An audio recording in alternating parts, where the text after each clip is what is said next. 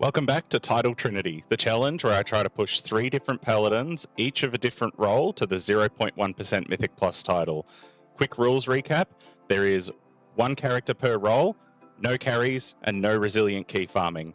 Here's where we left off before. We had Prot Paladin way on top, with Holy and Ret dragging a long way behind. This episode, we're going to aim to close that gap.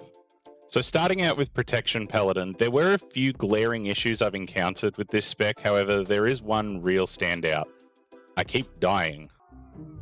Well, none of these paladins Oh, have dude, it. what am I doing? Oh my lord, hello? I am in a lot of trouble here. Alongside this, I'm often losing threat right as a pull starts, and when pulls get way too hectic, I just don't have the cognitive capacity to call kicks and stops yet, leading to situations like this one here.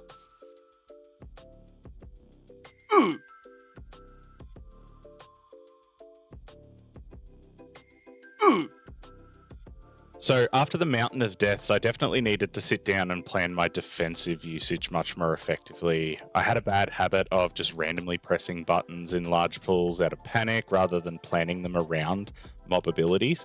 So I did a deep dive on what was actually hurting in each dungeon so that I could be better prepared for these things, which then did lead to some amount of success. I don't have to bubble if I can avoid it. Tag. Now I can bubble. However, much to the dismay of my DPS friends, I have had problems with losing threat on pull.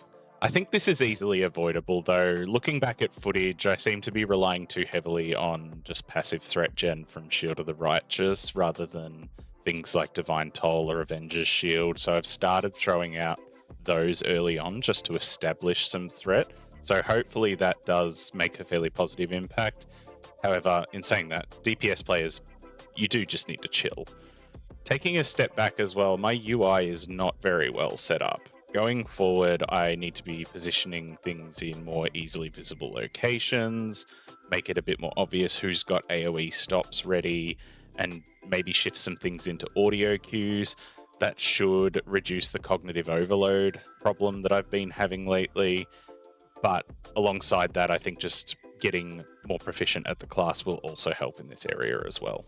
And this leaves us with a score of 3157 for Prot Pel. Not a huge jump, but slow, steady progress. And a lot of this is also due to the fact that I've put mountains of time into the other 2 paladins to sort of bring them up to scratch. On that note, let's check out Holy next. I had one glaring issue with Holy Paladin. I sucked. I had no gear, no experience, and as a result, I got caught with my pants down on so many occasions. This plus 12 Dawnbreaker in the background is a perfect example. In this pull, people died because I couldn't heal them up. On the boat, people died because I couldn't heal them. And then the key was over before the first boss was even dead. So this is quite embarrassing, especially to happen live. Very much, though, not what you would want to see from a push this spec to title sort of perspective. So I did the only thing that made sense to me. I practiced a lot. Outside of that, I sat and watched Ellesmere's stream like an insane person, trying to figure out exactly how he was timing his cooldowns and using his abilities.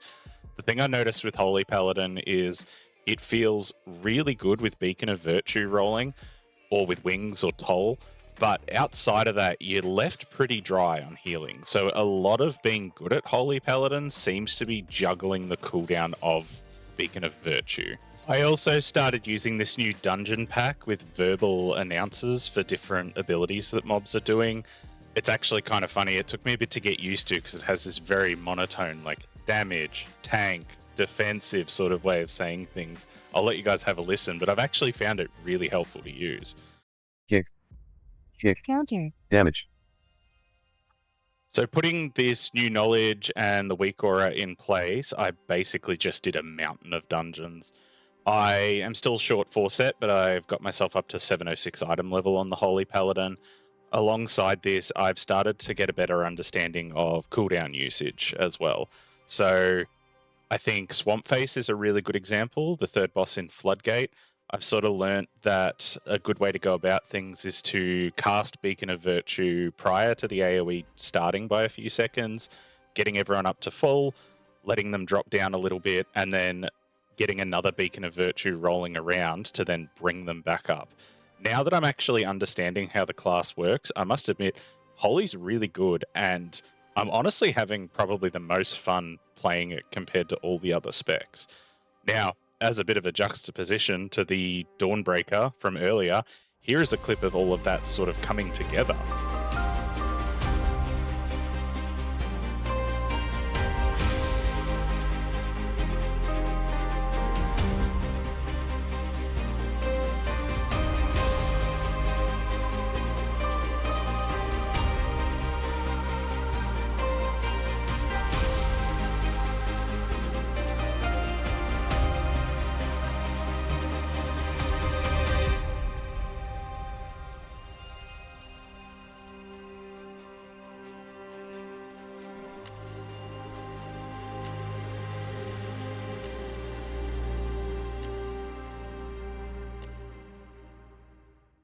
Now, while we all wiped here, and I definitely didn't use kicks or externals very well, I managed to keep everyone alive for like almost a minute. And hell, I got to a peak of 4.5 mil HPS with an overall of like 3.7 mil HPS after that pull. Honestly, I'd say that's a massive sign of growth compared to the first clip that we showed. Now, obviously, not all deaths in the Holy Paladin keys were my fault either. I'll show a clip that illustrates this perfectly. Just note, I wasn't streaming here, and I've blacked out the names because I was being a little bit toxic. Dude, stop! What is wrong with these people?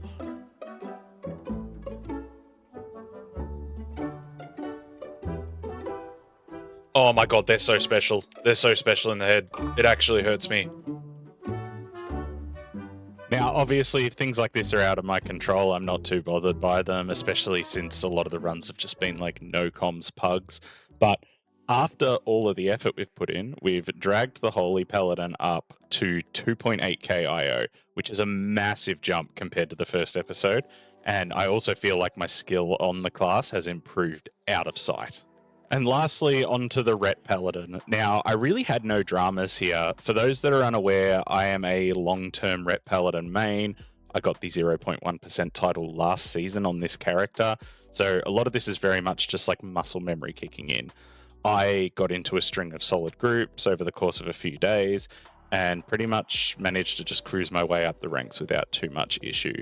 Along the way, I got a Hero Track Sephorium Pacemaker and Arakaris Sackbrood, which has allowed me to replace majority of last season's gear with some solid upgrades. The 5% DPS increase, thanks to the hysteria in the Paladin Discord, has actually been really nice too. It's felt like very solid damage output and has allowed me to carry a few keys. All up, there weren't really that many moments that were montage worthy. The run in the background is probably a notable one. It's the final one that we did on the character for this episode and got us over the mark to 3k IO. Not a very flashy storyline, but sometimes it just worked is a good story as well. I'm not complaining either.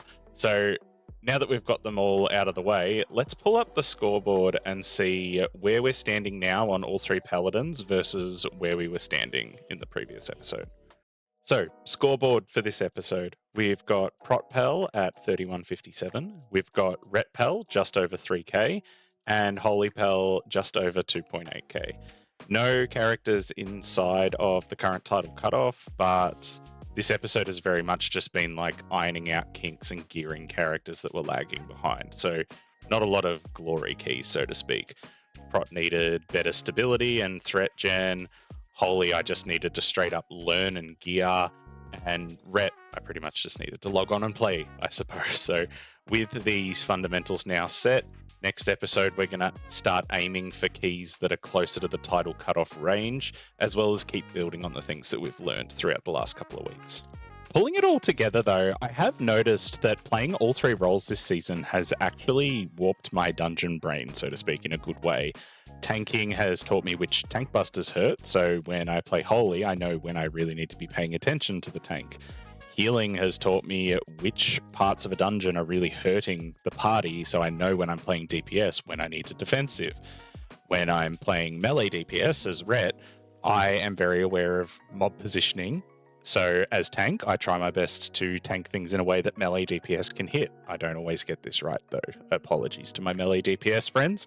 So putting it all together, I think playing every role has actually given me a really good sort of general knowledge about the dungeons this season and has probably improved me as a player a lot quicker than just playing a single spec.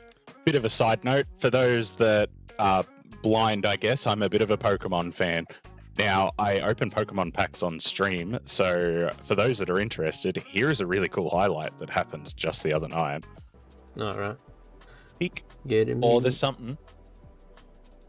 What's Oh my god, no way! No! 3. Oh, let's go! Is this worth if I max it? It is worth. Okay, Yes! Okay. By 0.1 4K. Oh, dude. It's almost not worth the crest of that. So that was pretty cool. Card's worth like 300 Australian dollars or 200 freedom dollars, I guess. Back to the series though. Moving forward, aside from gearing and some UI adjustments, it is now time for us to be grinding into the title range keys, which is going to be a lot of fun now that we've got all of the characters well established. Drop a like and a sub to keep up with the Title Trinity series. I am also starting a regular Q&A soon where I answer community questions or reach out to knowledgeable players if I don't have the answers myself. If you have a question you want to ask, drop it down below with the hashtag #BogsHotline. Also, as I mentioned, runs are streamed live on Twitch. If you want to come over, hang out, watch me run keys, make me open Pokemon packs, I'll pop the channel name in the video here. Otherwise, that's all from me. So until next time, gamers, take care.